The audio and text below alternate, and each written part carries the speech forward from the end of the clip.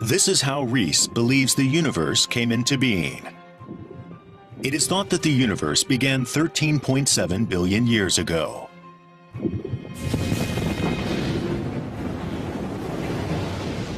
It all began with the Big Bang. The newly created universe started off in a high-energy state, filled with light.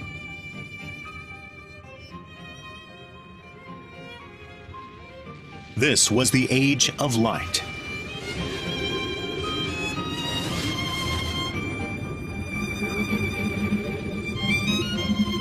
Once the universe had cooled down to 6,000 degrees Celsius, helium was created, and at 3,000 degrees, hydrogen.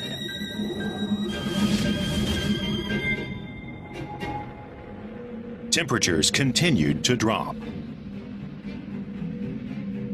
The universe became filled with just hydrogen and helium. As time passed, the visible light that had once filled the universe gradually stretched to longer wavelengths, and by around 500,000 years after the Big Bang, there was no light left that could be seen.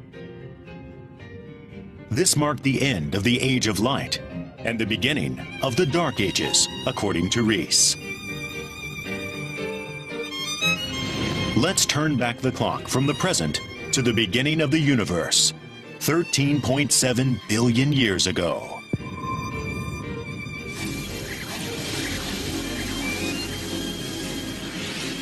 At some point along the way, all light is lost, and darkness envelops everything.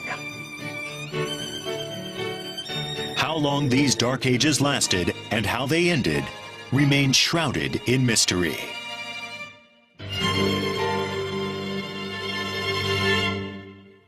One of the things that I'm very interested in myself is how we can actually probe the way the first light happened in the universe, when the first structures formed and lit it up. Were these ordinary stars? Were they massive stars? Were they single? Were they in groups? And how did those develop into galaxies? When did the first stars come into being, shedding light on the dark universe? And what kind of stars were they? Prompted by these questions posed by Rees, astronomers around the world are now attempting to observe the first stars.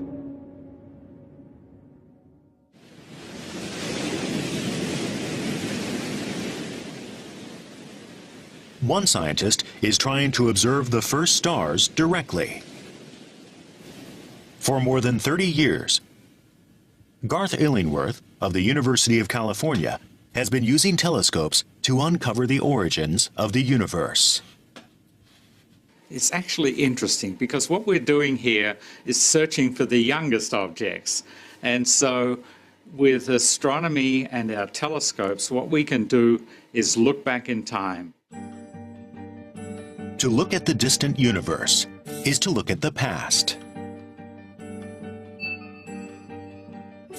Light emitted at a certain moment in the past travels at the speed of light. As light travels, time continues to pass. And so what the observer sees at a distance is not the present, but in fact, the past. In other words, when we see a star that is 10 billion light years away, we are actually seeing how it looked 10 billion years ago. It's exciting to be looking out to the earliest possible times. You know, one of the things that is behind all of what we do is trying to understand our place in the universe. And so as a person, I think I come to this with a desire to really understand our origins. Back when Illingworth began his research, the largest telescopes were the ground-based 4-meter aperture telescopes. At the time, he and his colleagues focused on galaxies, the huge gatherings of stars, to observe the universe as far away in distance and therefore in time as possible. In 1990, this was the most distant galaxy that could be observed at the time. Observed at a distance of 7.8 billion light-years away, it showed how the galaxy appeared 7.8 billion years ago. Yet this was still just half of the universe's 13.7 billion-year history. It was around this time that the Hubble Space Telescope was launched.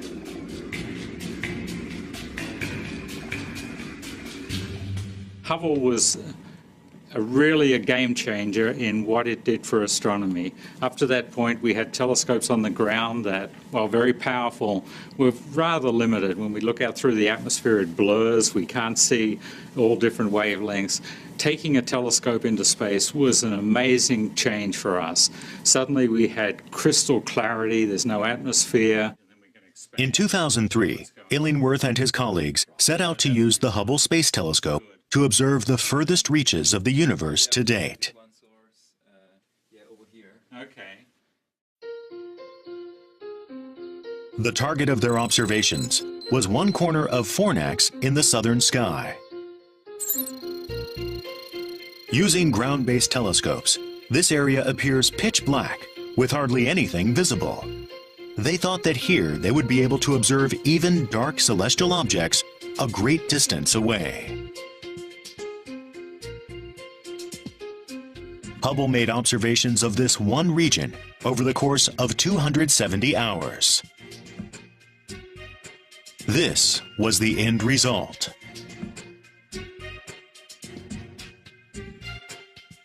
"10,000 galaxies of varying sizes had been captured.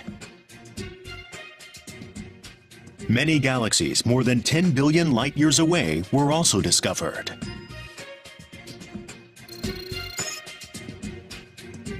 The Hubble Space Telescope has allowed humans to capture with such clarity the universe as it was 10 billion years ago.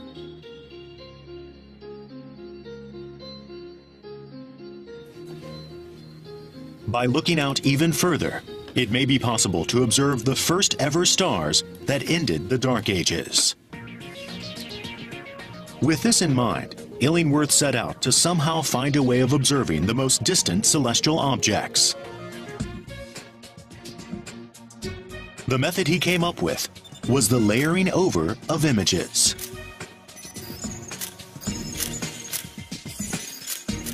He layered together 2,062 Hubble images captured in various observing programs.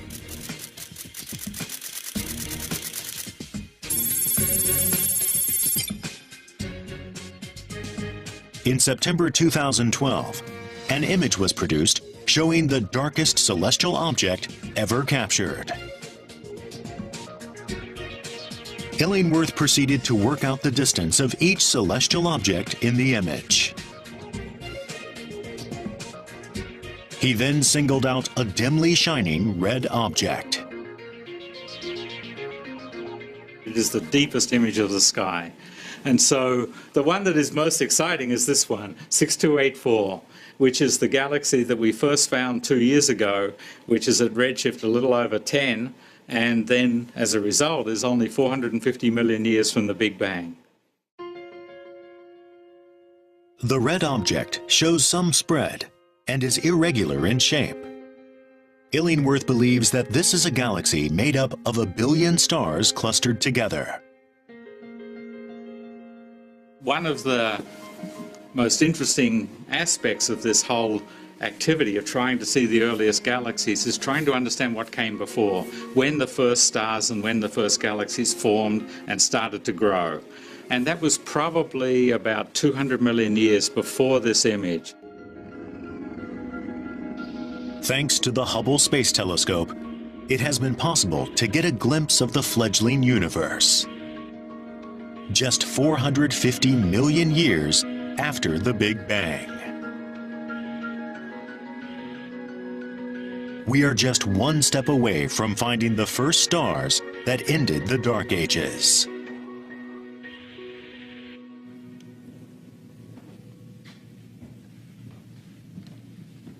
Looking into the distance is not the only way of searching for the first stars.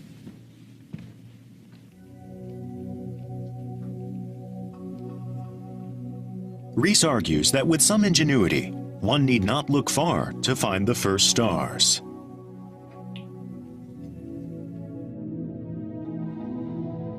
Rees believes that among the first stars born more than 13 billion years ago, a few still survive, continuing to shine. The lifetime of the Sun is 10 billion years. A star with a mass 80% of the Sun can continue to shine for well over 13 billion years. It is therefore entirely possible that there are first stars still around us. Furthermore, Rees explains that the first stars have a distinctive feature not seen in other stars. What we don't know is the masses of these first stars. We don't know how many there were, we don't know exactly when they formed, and that is one of the frontier areas of our subject at the moment. But first stars would form from material made in the Big Bang, which contains essentially only hydrogen and helium. Immediately after the Big Bang, only two elements, hydrogen and helium, existed in the universe. It follows that if a light star made of just these two elements was discovered, it would be a first star that has survived to this day.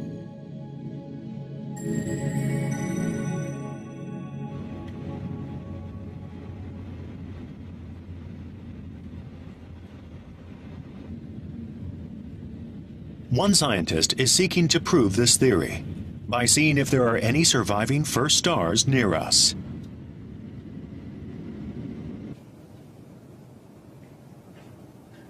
Anna Frebel has spent the last 10 years searching for a first star made up of just hydrogen and helium. My research program focuses on finding the oldest, most matter-poor stars.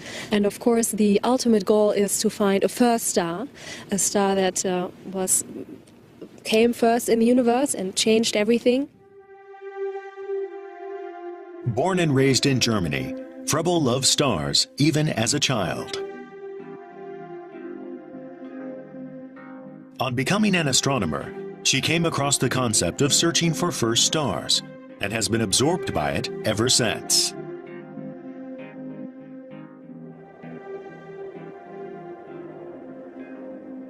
Frebel is currently carrying out observations at Las Campanas Observatory in Chile.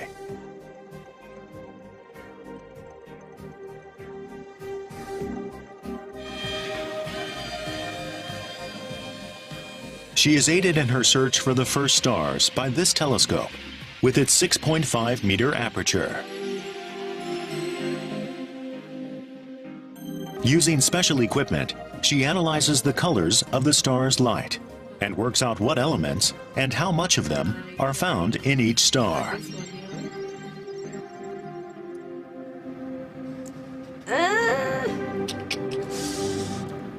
Can we go to target number 8, please? This is a star that we observed earlier tonight, and this is one of the most matter-poor ones we found this run. What you can see is that the lines here, the strong magnesium lines, become much weaker. If it was a first star, we would see just continuum, no lines at all. But these are pretty weak already, so we're almost there.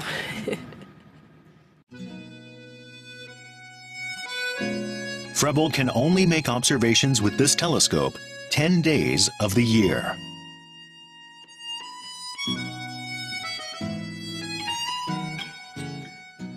To maximize the precious time she has here, observations are carried out non-stop until dawn. Frebel has observed 1,500 stars over the past 10 years, but she has yet to encounter a first star. If you want to find the needle in the haystack, you have to be very persistent, right? We are looking for objects that are very, very rare. So you have to sift through lots and lots of stars, and hopefully you are lucky in the end. So you have to be very patient and very diligent and work very hard, but it's also a lot of fun. So you have to have fun as well. Somewhere in this starry sky, a first star is shining, waiting to be found. It can only be a matter of time before it is discovered.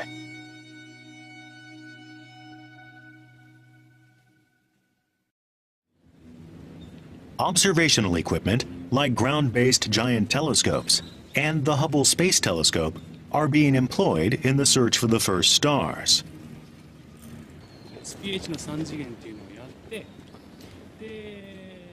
The University of Tokyo's Naoki Yoshida, however, is approaching the problem with a method that does not involve making observations.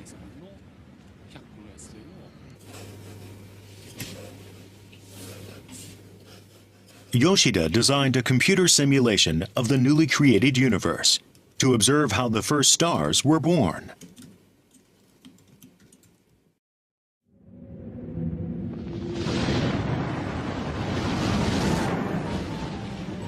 Just 380,000 years after the Big Bang, intense light was emitted all over the universe. By looking 13.7 billion light-years away, it should still be possible to observe this light as microwaves.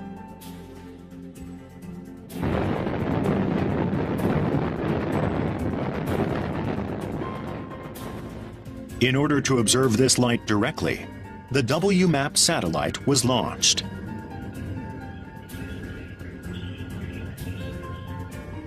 The light from 13.7 billion years ago is observed from all directions in the universe.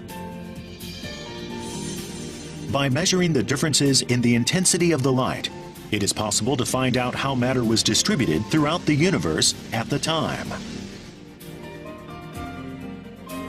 This is how the primitive universe looked at 380,000 years old. The red spots show regions of low matter density, while the blue spots indicate high density.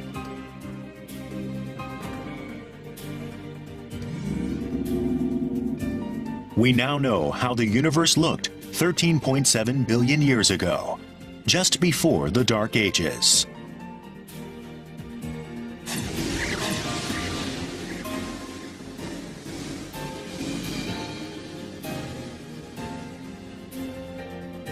With the starting point established, it's time to turn to Yoshida and his computer. WMAP の観測結果というのは、私たちみたいに理論研究を行う研究者から見れば、宇宙の初期の状態を教えてくれるわけです。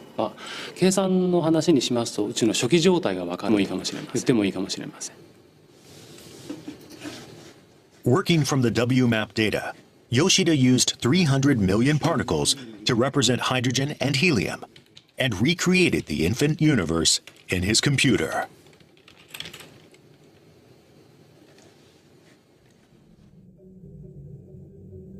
What looks like smoke are actually particles. The laws of nature that function between the particles should remain the same today as they were 13.7 billion years ago. Using 107 formulae, including the equations of fluid dynamics that govern the motion of gas, Einstein's equations for the expansion of the universe, and the equations for the chemical reactions of hydrogen and helium, Yoshida made accurate calculations of the particles' behavior. This is the young universe as recreated by Yoshida's computer. It shows, for the first time, how the Dark Ages looked.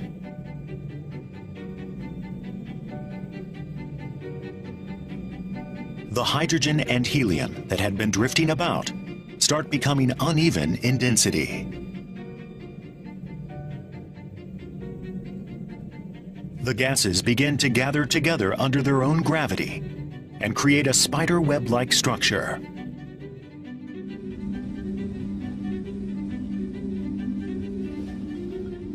It took 7 years to attain these results.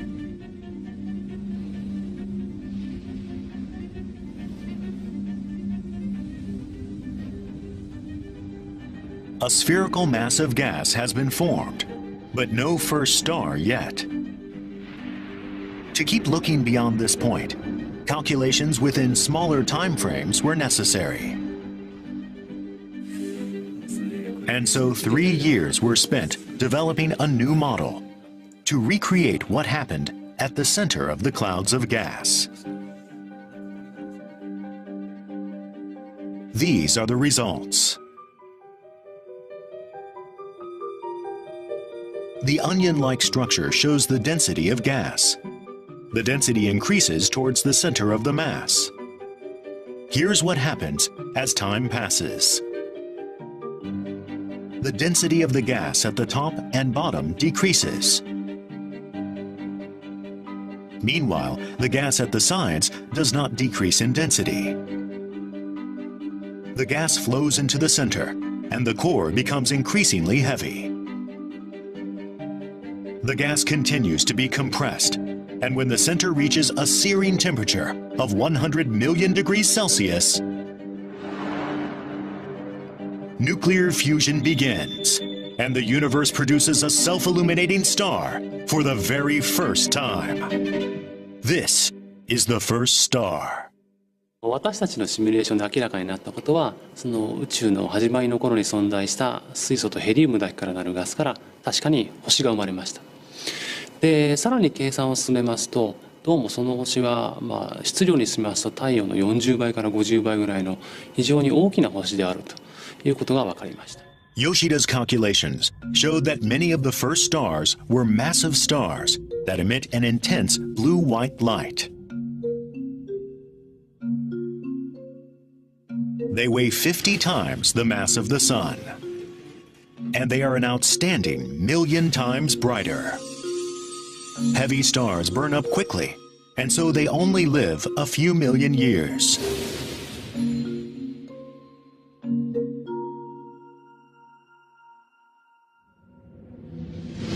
This is the story of the birth of the very first star, as revealed by Yoshida's computer model.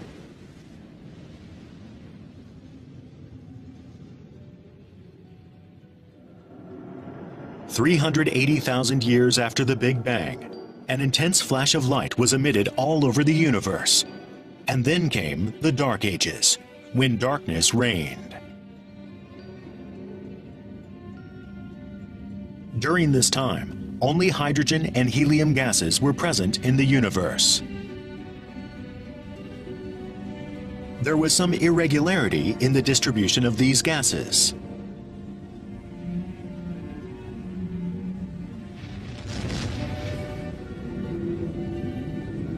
Gas was drawn into the denser regions by gravity, creating a cloud of gas.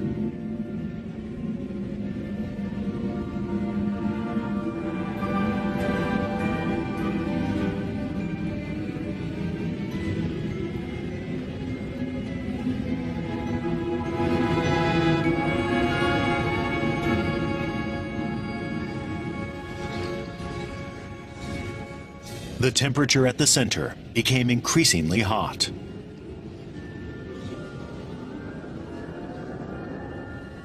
When it reached 100 million degrees Celsius, nuclear fusion began, blasting off the surrounding gas.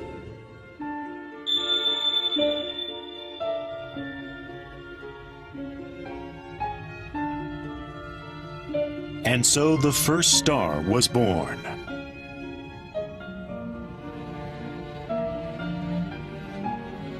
The temperature of the bright blue surface is 100,000 degrees Celsius. Its brightness, 1,000,000 times that of the sun.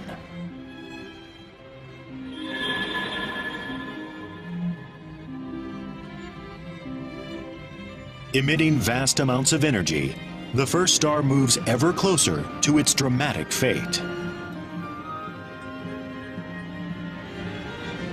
A few million years have passed since its birth. The star bursts in a huge explosion, and it comes to the end of its life.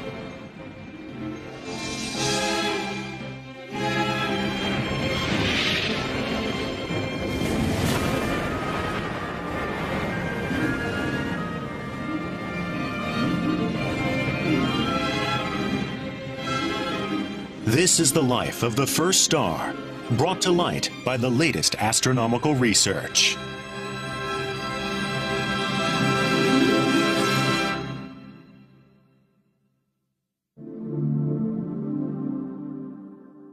Yoshida's calculations have revealed the spectacular ending to a first star's life.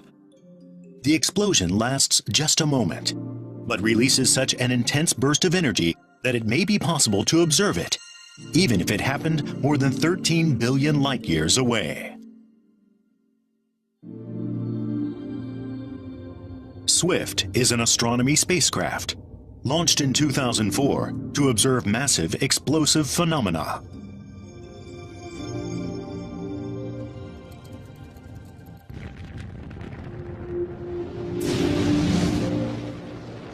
When a huge star like a first star explodes, it emits intense electromagnetic waves called gamma rays. This phenomenon is known as a gamma ray burst. By detecting the abrupt appearance of gamma rays, SWIFT can seek out the massive explosions of stars. On April 29, 2009, SWIFT detected a 5-second long gamma ray burst in the constellation Canes Venatici.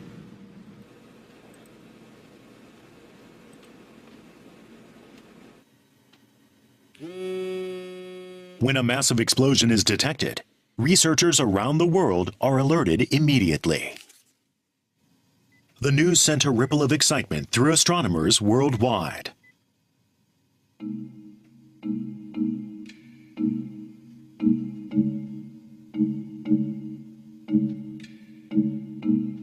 Among them was Antonino Cucchiara, who was a student at Pennsylvania State University at the time. We needed to act right away. The main reason for that is because we had access to Hawaiian telescopes, and I was on the East Coast, already was in night, so it was sunset in Hawaii.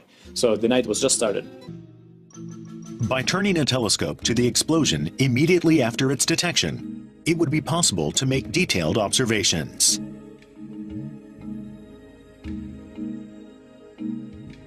At the time, Cucchiara was in Pennsylvania on the east coast of America.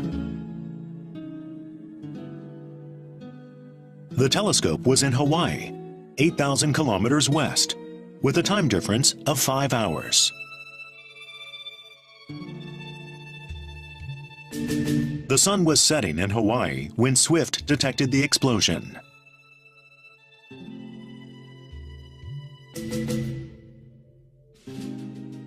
At the Gemini Observatory, on the 4,200-meter-high summit of Mauna Kea, preparations were underway for scheduled observations.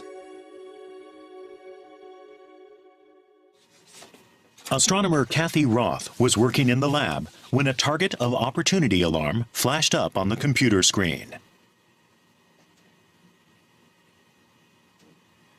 Attention, target of opportunity. So at night when we're observing, if we receive a new rapid TOO alert, we interrupt what we're doing, the scheduled observation, so that we can focus on the new TOO, just like we did back in April 2009. Roth stopped what she was doing in order to help with the target of opportunity observation.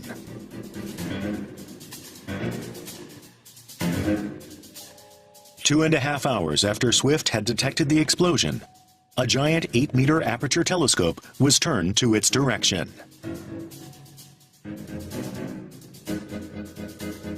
The observations were carried out for 15 minutes.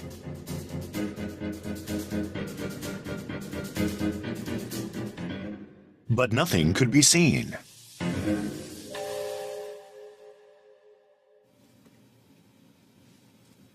It was this blank image, however, that excited Cucchiara.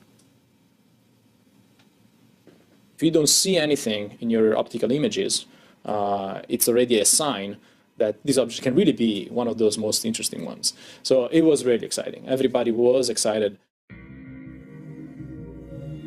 Light emanating from the distant universe of the first stars has its wavelength stretched by more than 10 times under the influence of cosmic expansion. This has the effect of changing the light into infrared waves invisible to the human eye. In other words, if this were a first star explosion, it wouldn't be visible as ordinary light, but only as infrared. I think it was like 3 a.m. in the morning at that point. So it was kind of interesting because at that point my colleague in Europe and in UK were well awake, so I coordinated with them. We decided to go with another set of observation, the infrared. Roth, meanwhile, was busy in the control room. This is the raw acquisition image in the R band. And this is the finding chart. What you would expect is you would see an object here, which I don't see anything there. So we zoom in a little bit to look a little harder, change the stretch, but I still don't see anything here. So then if you take an image in the infrared, however, K-band in this case, then you start to see there is a faint object there. If this explosion had occurred more than 13 billion light years away, it's possible that it was a star from more than 13 billion years ago. In other words, a first star. To calculate the accurate distance from the exploding star, Kukihara decided to carry out a third set of observations, using equipment that analyzes the colors in light. But luck was not on their side. The weather up on the summit, which had been fine up until then, suddenly turned. Clouds spread across the sky. Actually, I think it was a phone call from one of the telescope operators saying, I'm sorry, but the clouds just roll over. We need to close the dome. And we were like, okay. I mean, we were like, it was really interesting, but there is something we don't have power on, and that's the weather. The next day, the telescope was turned to the same spot again. The light was too faint, however, to carry out the intended observations. But Kukihara did not give up. Over the course of a year, he set out trying to work out the distance using the infrared images. When the infrared images were captured, several different filters were used. At wavelengths any shorter than in the filter labeled J, nothing can be seen. By analyzing the images captured by Gemini, they could work out the approximate distance from the celestial object. The farthest you push an object in distance, meaning also in time, is very close to the beginning of the Big Bang, you can start losing information, you start losing light. First you lose the UV light and then the optical, and maybe you start seeing some losing light also from the infrared. And that means that the object is actually a high redshift, or means, like in this case, 500 million years after the Big Bang. By observing many more distant explosions like this, scientists can determine when and how many first stars were born.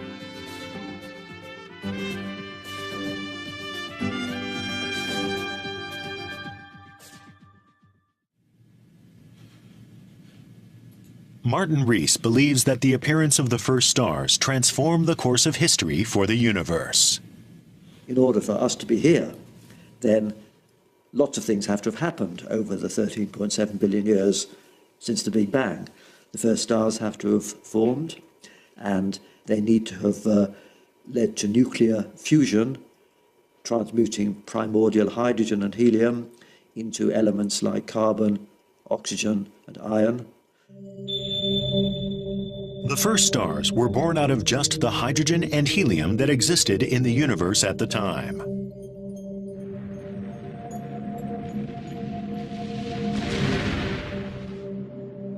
Inside the first stars, nuclear fusion took place, creating elements like carbon, nitrogen, oxygen, and iron out of the hydrogen and helium.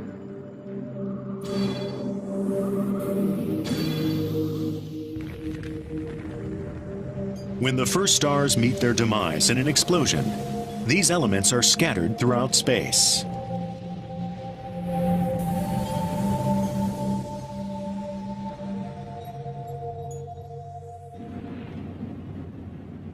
One scientist is making observations of the elements created by the first stars.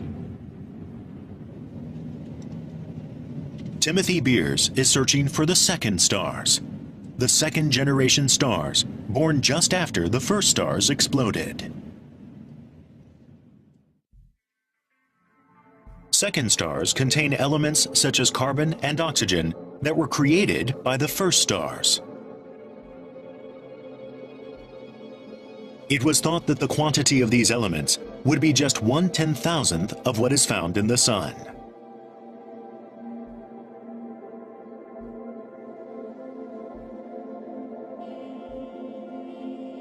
Beers hopes that by investigating the quantities of elements found in stars, he will be able to find the second stars. In order to make the search more efficient, he employed a special method. The technique is called objective prism. By placing a giant prism in front of a telescope, the light of each star that had looked like dots appears as thin bands of rainbow colors. This is the spectrum created when sunlight is put through a prism. A closer look reveals faint black lines among the rainbow. These are caused when the elements contained in the sunlight absorb certain colors of light.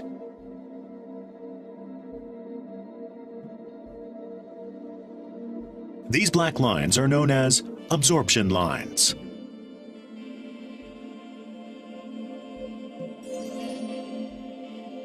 The Sun produces so many absorption lines because it contains huge amounts of many different elements.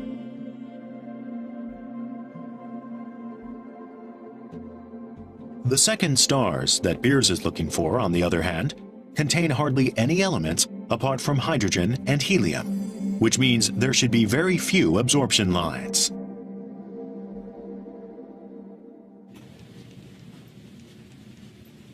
Beers used 2 telescopes in Chile and America to capture a total of 340 photographs.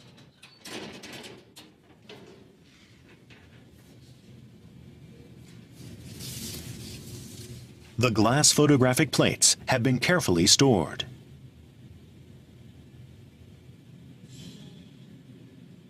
Each glass plate depicts 10,000 stars.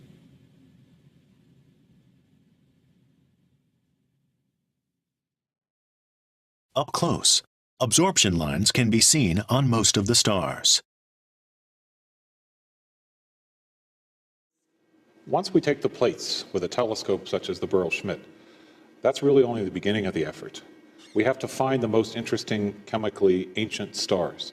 With that microscope, we could determine whether a star was likely to be interesting or not. Using this method, this candidate was singled out as a potential second star. It certainly shows almost no absorption lines. Such candidate stars were then observed through a larger telescope. This enabled Beers to pick out 1,044 second stars.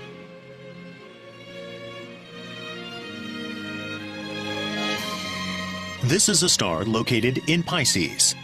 Its iron levels were found to be 1/10,000th of those of the Sun, which allowed Beers to conclude that it was a second star. A further investigation threw up a surprise. The carbon levels were 100 times greater than what was predicted.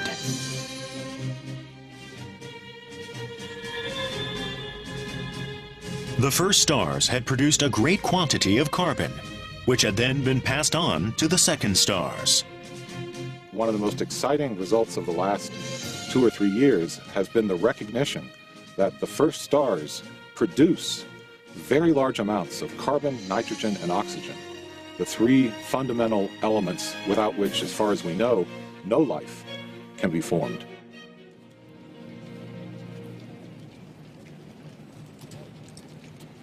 The various elements produced by the first stars are inextricably linked to the birth of ordinary stars like our Sun.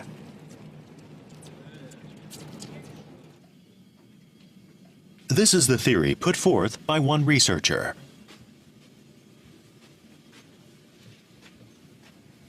John Weiss is working on a simulation of the universe after the first stars, incorporating the elements they produced. According to Weiss's simulation, the first stars themselves did not cluster together to form galaxies. A few 100 million years after the first stars were born, galaxies formed where the stars had been. How were these galaxies created?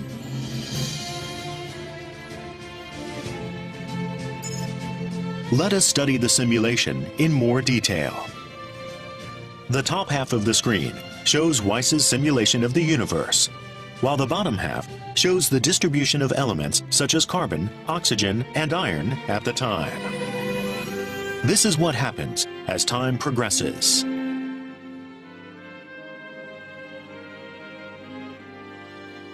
As the first stars explode, huge volumes of elements are scattered in certain areas. A multitude of stars are created where there are high concentrations of elements, giving rise to galaxies.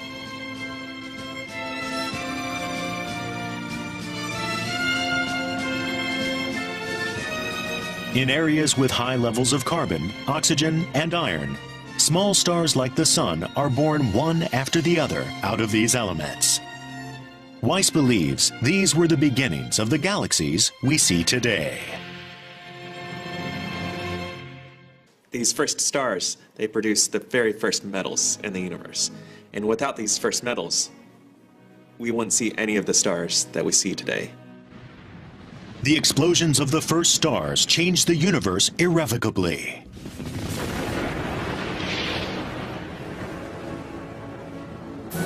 The explosions caused elements like carbon, oxygen, and iron to scatter all around.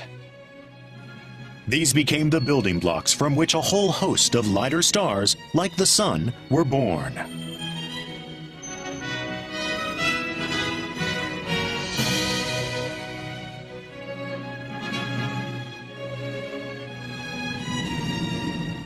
These stars clustered together, forming galaxies.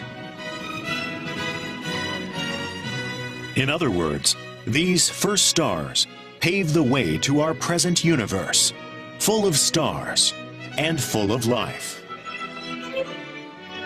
The first stars brought light to a dark universe.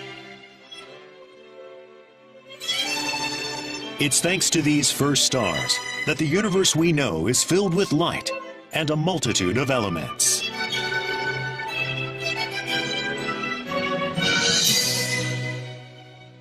Stars like the Sun and life forms like ourselves can all be traced back to the first stars.